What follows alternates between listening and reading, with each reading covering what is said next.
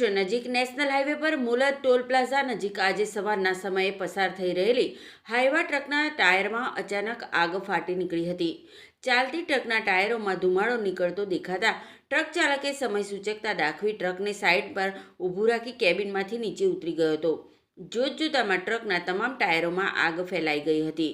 આગની જાણ થતાં જ ઝઘડિયા જીઆઈડીસીના ફાયર બ્રિગેડની ટીમ દોડી આવી આગ પર કાબૂ મેળવ્યો હતો। ટ્રકમાં આગ લાગવાના કારણે વડોદરા તરફ જતા લેન પર વાહનોની લાંબી કતારો લાગતા ટ્રાફિક જામના દ્રશ્યો સર્જાયા હતા। ઘટનાની જાણ થતાં ટ્રાફિક પોલીસનો કાફલો દોડી આવ્યો હતો અને ટ્રાફિકને નિયંત્રિત કરી ધીમે ધીમે વાહન વ્યવહાર પુનઃ શરૂ કરાયો હતો। આગ લાગવાનું ચોક્કસ કારણ હજી જાણી શકાયું નથી। સમગ્ર ઘટનામાં કોઈ જાનહાનિ ન થતાં રાહતનો શ્વાસ લીધો છે। અત્રે ઉલ્લેખનીય છે કે નેશનલ હાઈવે નંબર 48 પર મુલદ ટોલ પ્લાઝા પાસે વાહનોમાં આગના અનેક બનાવો બને છે। વારંવાર આગના બનાવો બનતા અન્ય વાહન ચાલકોની જિંદગી પણ જોખમમાં મુકાય છે।